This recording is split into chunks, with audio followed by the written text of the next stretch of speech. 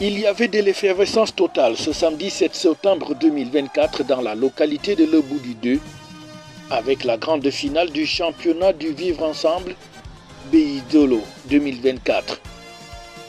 C'était devant un public de grand jour et après un mois et demi d'une compétition très enlevée qui a réuni 8 équipes au départ, la finale oppose sur le terrain Manhattan à Komjebak. Une très belle rencontre avec du beau spectacle au rendez-vous qui va se solder par la victoire de Manhattan, 2-0. Nous avons eu un match de 90 minutes. Ça s'est joué sur les détails. Défensivement, on a été vraiment efficace. Et au niveau de l'attaque, on a profité des erreurs de l'adversaire et ça s'est concrétisé sur un score de 2-0. Je suis très fier de cette issue du match et je dis félicitations au comité d'organisation. Vivement que l'année prochaine, que ça se passe encore comme ceci. Au coup de sifflet final, avec la satisfaction du promoteur de cette belle initiative qui était à sa première édition. Car ça n'a pas été facile, genre un mois et demi, lorsqu'on a mis sur ce projet. Et grâce à Dieu, c'est bien terminé. Je suis très content du travail qui a été effectué. Nous avons combattu à notre niveau la conférence de stupéfiants à travers des sensibilisations au quotidien, à travers des pancartes qu'on a vues au stade et le contact direct avec les élèves et les feux de la contrée.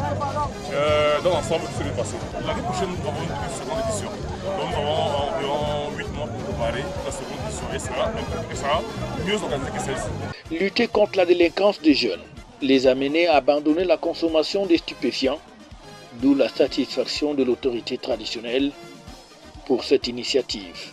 Bon, une satisfaction parce que les différentes programmations ont été respectées et on a assisté à une très belle finale aujourd'hui qui a départagé deux équipes qui ont montré un peu toute leur volonté à gagner le trophée final. Deux choses, c'est de travailler, et c'est de refuser les stupéfiants, donc de refuser la facilité.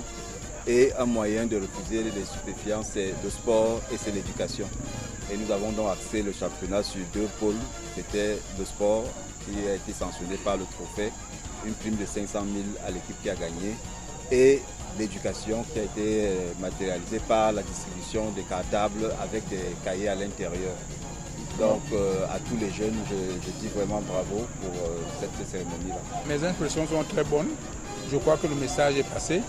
Vous avez vu l'affluence de la jeunesse et je crois que chacun est parti avec une conviction, ce que nous éloignons des stupéfiants qui tuent la jeunesse.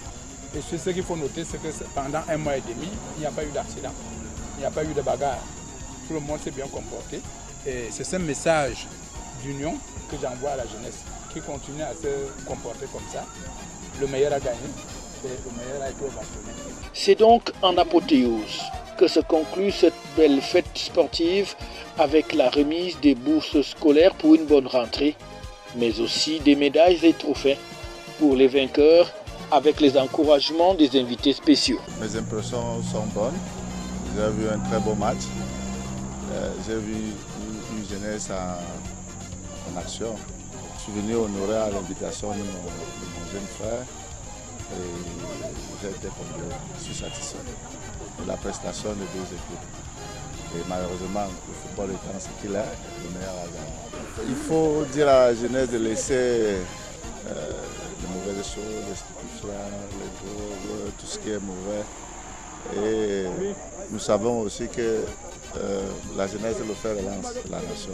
Et qu'elle aille de l'avant et qu'elle regarde dans la bonne direction. Je suis très satisfait par rapport à la finale du Lili, parce que je crois que ce championnat, ce projet a été négligé. Aujourd'hui, le petit championnat est devenu grand.